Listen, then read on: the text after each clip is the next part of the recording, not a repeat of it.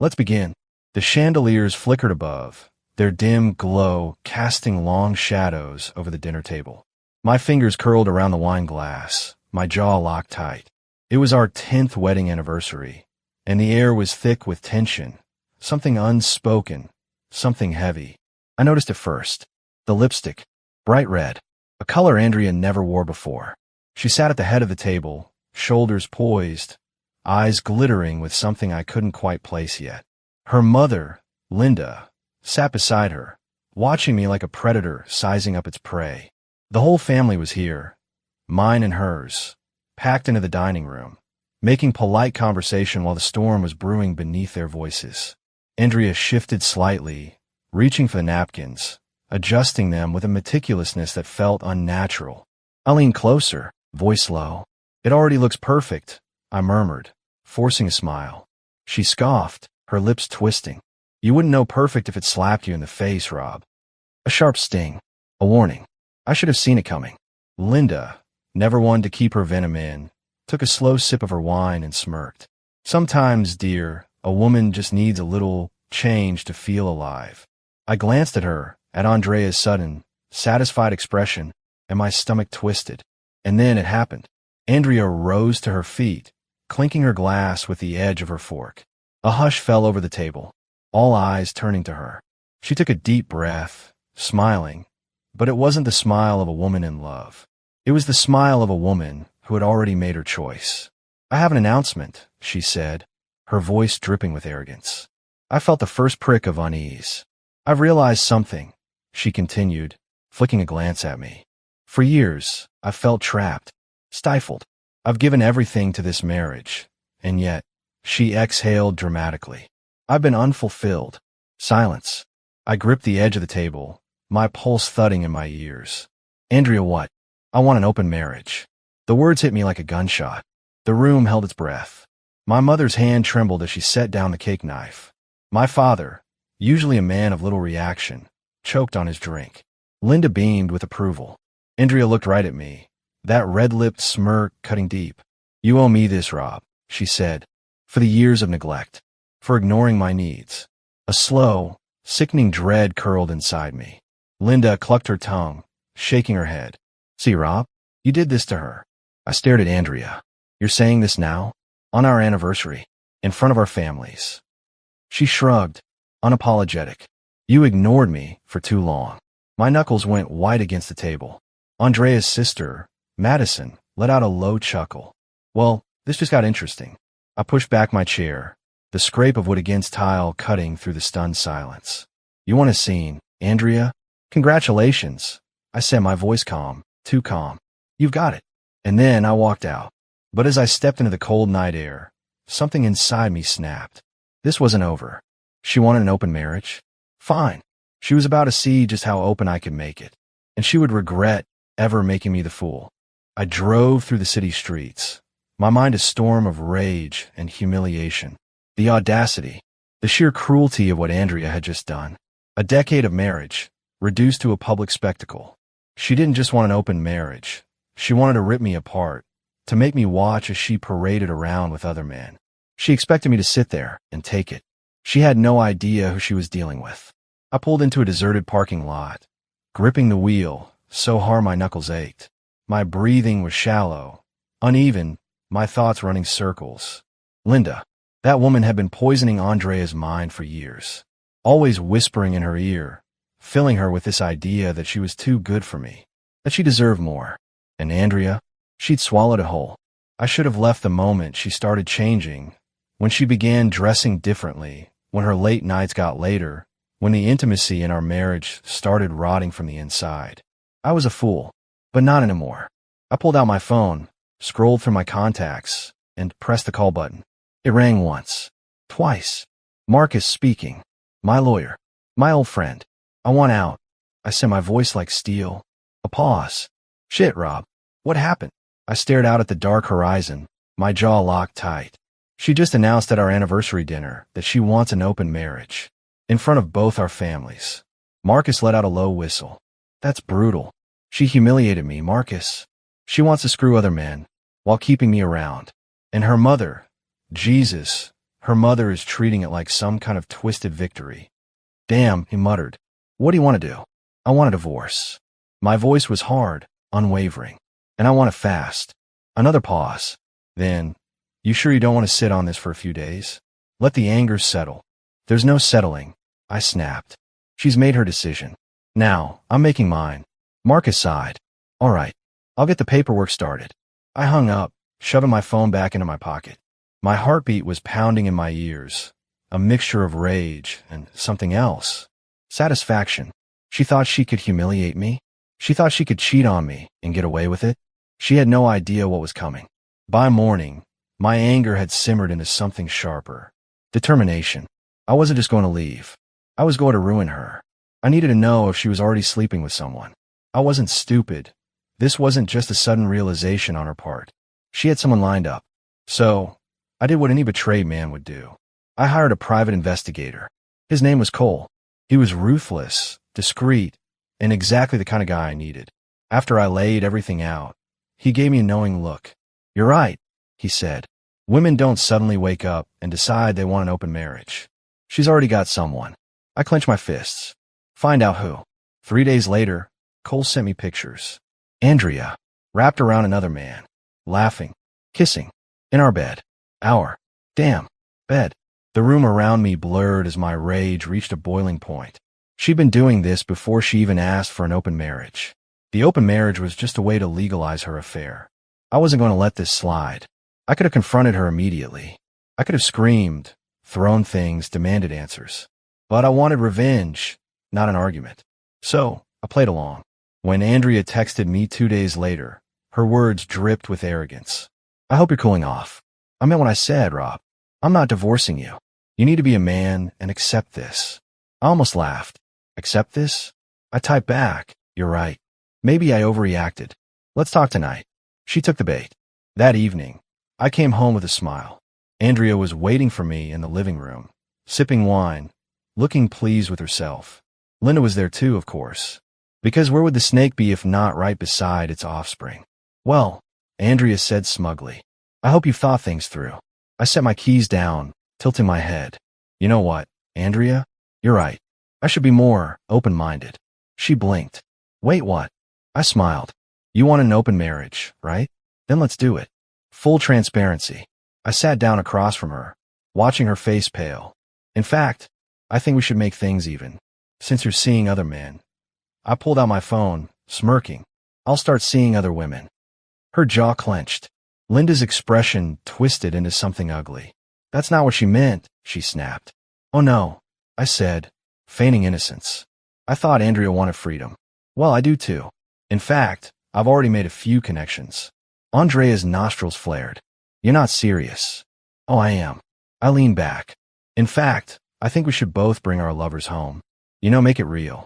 Her hands tightened around her wine glass. Linda slammed her hand on the table. You're just trying to punish her. I grinned. You mean like she humiliated me at our anniversary? Andrea's face was turning red. This isn't. Oh, but it is. I cut in. You want an open marriage, Andrea? Then let's have one. For the first time, doubt flickered across her face. Good.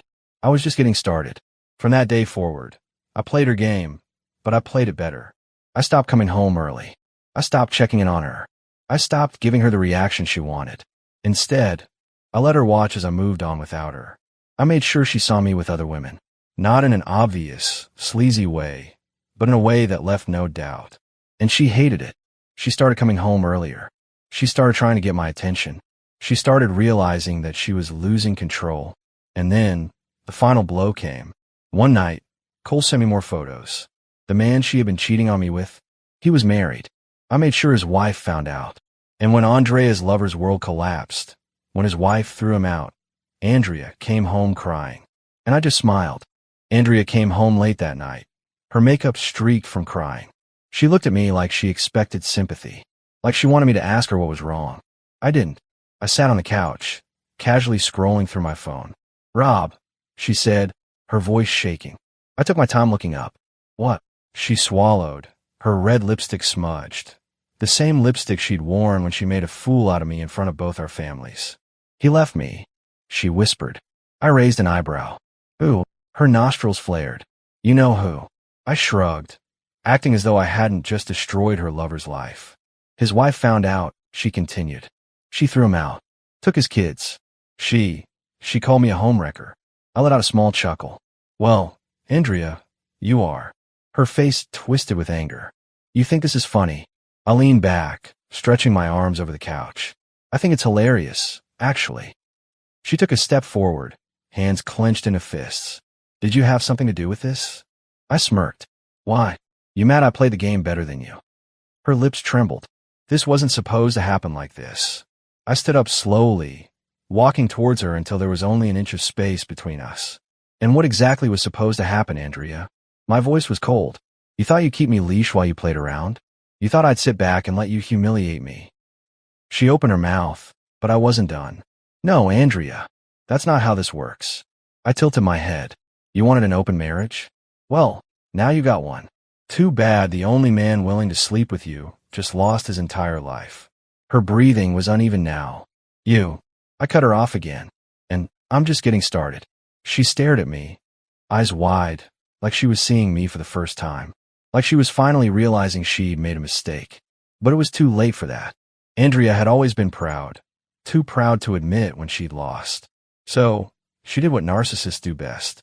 She tried to pretend everything was fine. She went out more. Spent money she didn't have. Took pictures with men she barely knew. And I made sure to drain every ounce of her resources. I froze her joint accounts. I moved my savings into an untouchable fund. I filed for divorce on my terms. One evening, she stormed into the house, slamming the door behind her. My credit card got declined, she snapped. I didn't even look up from my laptop. She marched over to me. Rob, I need access to the accounts. I finally glanced at her. Why? She scoffed. Because I need money. I gave her a slow smile. For what? More hotel rooms with your boyfriends. Her jaw tightened. For rent, for bills. I leaned back, crossing my arms. Oh, you thought you could keep the house. The color drained from her face. What? We're divorcing, Andrea. That means we sell the house. Panic flickered in her eyes. But I stood up. You humiliated me, lied to me, cheated on me. And now, you want me to let you keep living comfortably. I scoffed. No, that's not how this works. She clenched her fists, her whole body trembling. You're punishing me. I leaned in, my voice dropping to a whisper. No, Andrea. I'm teaching you a lesson. And just like that, the foundation of her life began to crack beneath her feet. Andrea was good at keeping secrets, but I was better at exposing them. With a few well-placed conversations, I made sure everyone knew the truth. Our neighbors, our mutual friends, even her colleagues. Word spread fast. By the end of the week, her boss called her into his office. She came home that night, throwing her purse across the room. I got fired, she hissed. I feigned surprise. Oh no, what happened? She glared. Don't play dumb, Rob. You spread rumors about me. I smiled.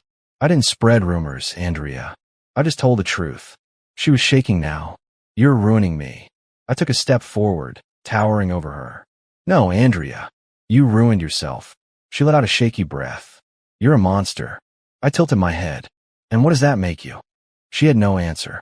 Because for the first time, she couldn't justify what she'd done. It didn't take long for Andrea's life to fall apart. She lost her job. She maxed out her credit cards. And the men she'd entertained? They disappeared the moment she had nothing left to offer. One night, she came to me crying. Rob, please, she whispered, hands trembling. I made a mistake. I stared at her, my expression unreadable. Which one? She let out a broken sob. All of it. I don't know what I was thinking. I was selfish, I was cruel. I offered. She nodded rapidly, tears streaming down her face. Please, I don't want to lose you. I watched her carefully. You already lost me, Andrea. She reached for my hand. We can fix this. We can start over. I laughed. You think I'd take you back? I shook my head. You're nothing to me now. Her face crumpled. I love you, she whispered. I leaned in, my voice cold as ice. And I despise you. And then, I walked away. Because her suffering had only just begun. Andrea had nothing left. She was drowning in debt. Her reputation was ruined. No job, no support, and no more men willing to entertain her drama. Linda tried to step in, of course. She always did. But I made sure to crush that, too. I sent proof of Linda's involvement in her daughter's schemes to the homeowners association in her neighborhood. The kind of dirt that made people whisper. Suddenly, Linda wasn't the respected woman she thought she was. The invitation stopped. The friendly smiles disappeared. She called me, voice seething. "You're a bastard." I smiled. I learned from the best. Click. She tried one last time to manipulate me. One night, she showed up at my house. She was pale, hair disheveled. "I'm pregnant," she whispered. I stared at her, then burst out laughing. "Not possible." Her face paled. "What do you mean?" I took a step forward, towering over her. "I had a vasectomy after Liz. Years ago. That baby isn't mine." Her lips parted in shock. I had caught her in her final lie. She let out a sob, sinking to her knees.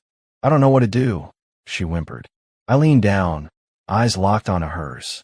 "Figure it out." Then, I shut the door in her face. And I never looked back. Andrea spiraled. She left town, running from the wreckage of her own making. She had the baby, but no one knew who the father was. Linda followed her, disappearing into obscurity. I never heard from them again. And I didn't care. Because I won. Andrea didn't disappear quietly. For weeks, she sent messages. Apologies.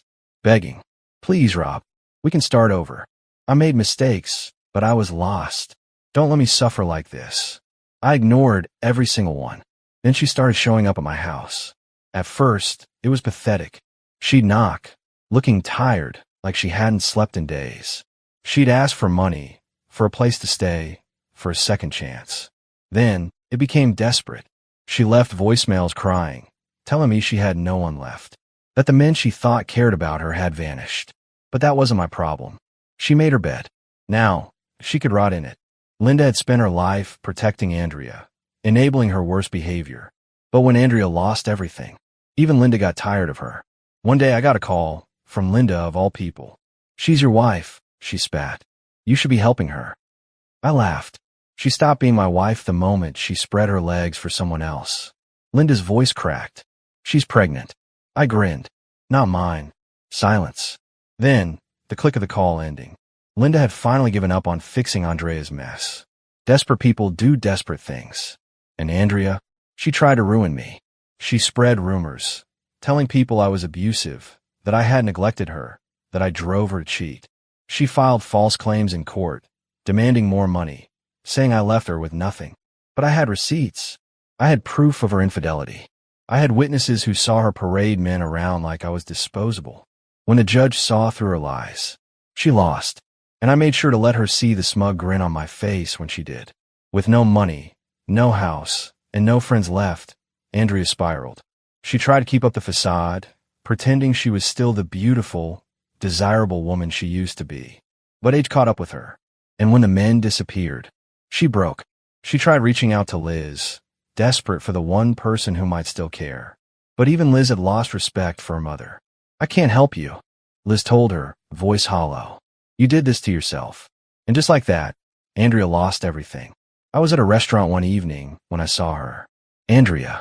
She was sitting in the corner, alone. Her once perfect hair was dull, her expensive clothes replaced with cheap fabric. She looked hollow. And when she saw me, her eyes filled with shame. She knew. I had moved on. I had rebuilt my life. I was free, and she was nothing. She lowered her gaze, too embarrassed to even meet my eyes. I smiled, because I had won. The divorce was finalized. I kept my house. I kept my savings. I kept my dignity. Andrea was officially out of my life, and I felt lighter than I had in years. I started dating again, not to replace her, but to remind myself that love wasn't meant to be a prison, that not every woman was like Andrea. And for the first time in a long time, I was truly happy. One night, months after everything had settled, I got a message. From Andrea. It was short. "I hate you." I chuckled, deleted it, and never thought of her again. Life moved on. Andrea faded into the past. Just a bad memory of a lesson well learned. Linda? Gone. Liz? Still in my life. Me? I had peace. Real peace. And I never looked back. Because I had done what Andrea never thought possible. I had destroyed her. And I didn't even have to lift a finger. She did it all by herself.